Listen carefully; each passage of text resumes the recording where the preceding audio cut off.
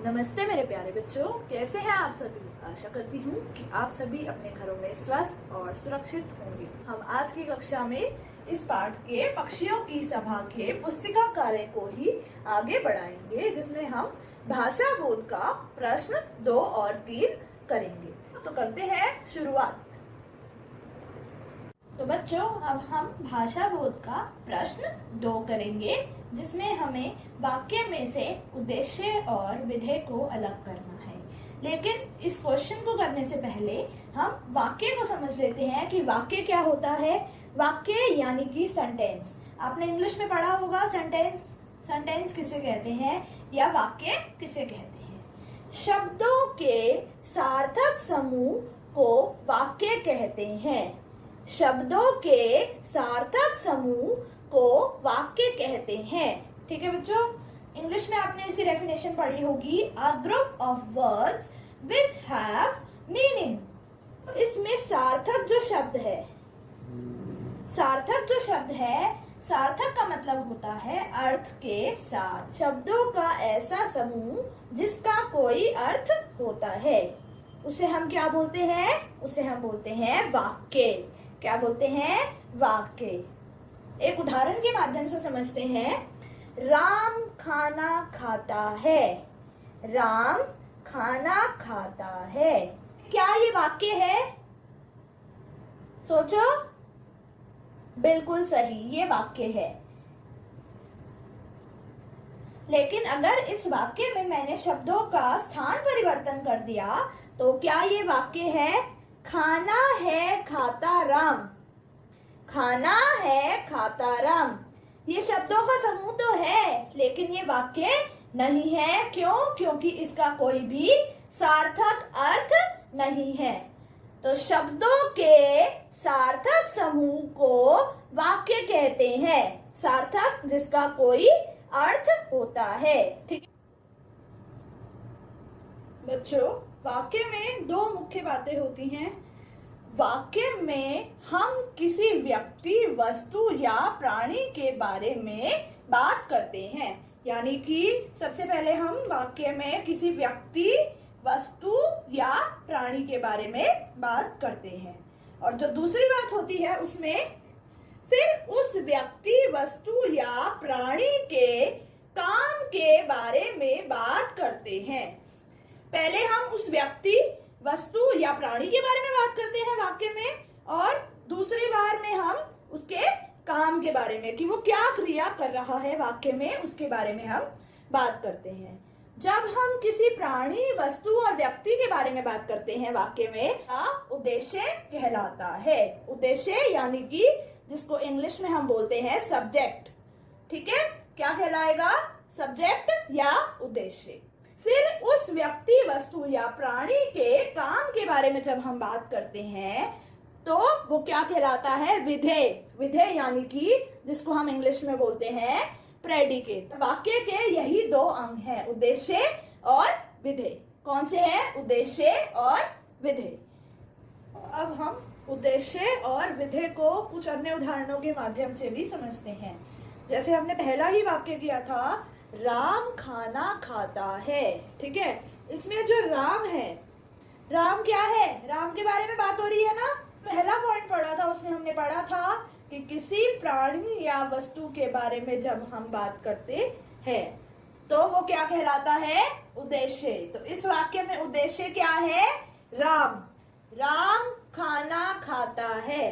अब राम तो हो गया उद्देश्य। ठीक है बेटा, अब खाना खाता है, यहाँ पे क्या है? राम के काम के बारे में पता चल रहा है कि राम खाना खाता है। राम खाना खाता है। ठीक है, तो ये क्या है? काम के बारे में जब हमें पता चलता है तो वो क्या होता है? विधेय। तो ये क्या है? विधेय। ठीक है बच्चों, एक और एग्जांपल देखते हैं। सब पक्षी उस टीले की ओर जा रहे थे। पे उद्देश्य है सब पक्षी, क्योंकि यहाँ पे सभी पक्षियों के बारे में बात हो रही है, तो सभी पक्षी क्या हुए? उद्देश्य। इसीलिए उस टीले की ओर जा रहे थे। अब यहाँ पे इधर उनके काम की बात हो रही है, इसीलिए वो क्या है? विधेय। इसीलिए वाक्य का ये भाग क्या है? विधेय। सब पक्षी उस टीले की ओर जा रहे थे। इसमें सब पक्षी उद्देश्य है, उस टीले की ओर जा रहे थे विधेय है।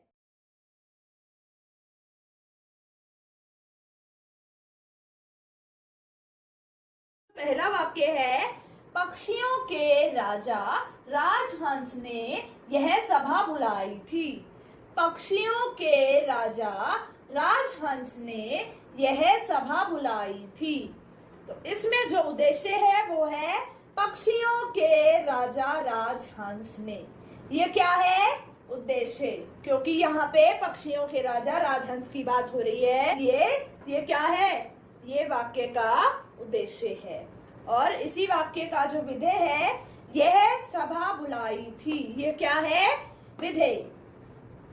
ठीक है, अगला वाक्य देखते हैं।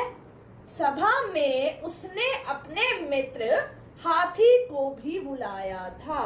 पे राजहंस की ही बात हो रही है, लेकिन राजहंस के लिए यहाँ पे सर्वनाम शब्द का प्रयोग किया गया है। इस वाक्य में उद्देश्य है सभा में उसने, इतना ही उद्देश्य है, सभा में उसने। और इसके आगे का जो भी है वो सारा क्या है? विधेय। अपने मित्र हाथी को भी बुलाया था, ये क्या है? विधेय। समझिए बच्चों आप।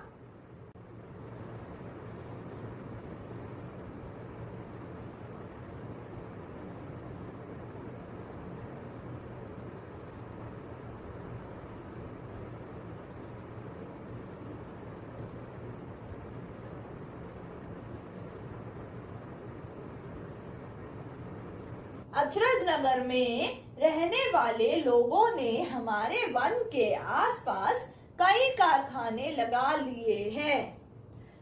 तो बच्चों, इसमें जो उद्देश्य है, अचरज नगर में रहने वाले लोगों ने, क्योंकि यहाँ पे अचरज नगर में रहने वाले लोगों की बात हो रही है, इसीलिए ये क्या है? उद्देश्य। क्या है? उद्देश्य। और हमारे वन के आसपास कई कारखाने लगा लिए हैं। उन्होंने क्या किया है? वन के आसपास कई कारखाने लगा लिए हैं। तो ये जो है, ये उनके काम के बारे में बता रहा है, इसलिए वाक्य का ये वाला अंग क्या हो गया? विधेय। क्या हो गया? विधेय। हम अगला वाक्य देखते हैं। इस समय सारे बादल हिमालय की ओर जा रहे हैं। तो इस वाक्य में बादलों की बात हो रही है, इसीलिए का ये वाला अंग क्या है? उद्देश्य। हिमालय की ओर जा रहे हैं, क्या है? विधेय। क्या है? विधेय। लिख लीजिए बच्चों आप इसे।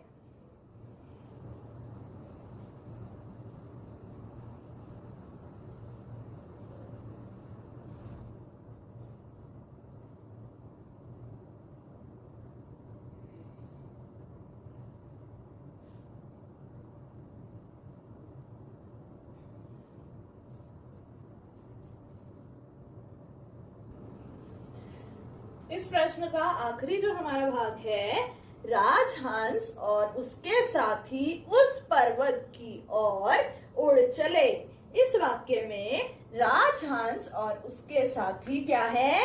उद्देश्य, क्योंकि राजहंस और उसके साथियों के बारे में बात हो रही है, इसीलिए ये क्या है? उद्देश्य। और उस पर्वत की ओर उड़ चले हैं, क्या है? वाक्य का ये वाला भाग क्या है? विधेय। क्या है? विधेय। भाषा बुक का जो प्रश्न 3 है, पाठ में से 5 संज्ञा सर्वनाम क्रिया शब्द छांटकर लिखिए।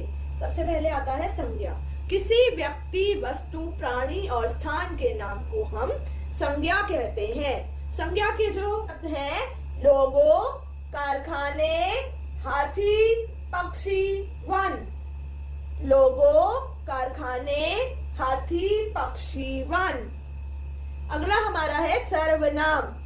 संज्ञा के स्थान पर प्रयोग किए जाने वाले शब्दों को हम सर्वनाम कहते हैं। सर्वनाम वाले जो शब्द हैं, उन, वे, मैं, हम, इस। उन, वे, मैं, हम, इस। अगला जो है वो है क्रिया। करने या होने का पता बताने वाले शब्दों को हम क्रिया कहते हैं। क्रिया वाले शब्द है कहना, ढूंढना, चल, जाना, उड़। कहना, ढूंढना, चल, जाना, उड़। लिख लीजिए बच्चों आप इसे।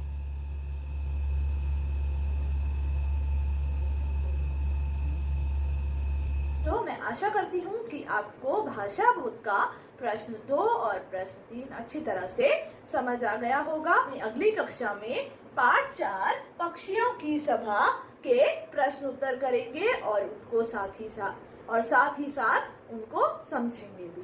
ठीक है। आज का आपका गृह कार्य है, जो भी मैंने आपको समझाया है आप उसे समझकर अच्छी तरह से उसका अभ्यास करेंगे। ठीक है बच्चों।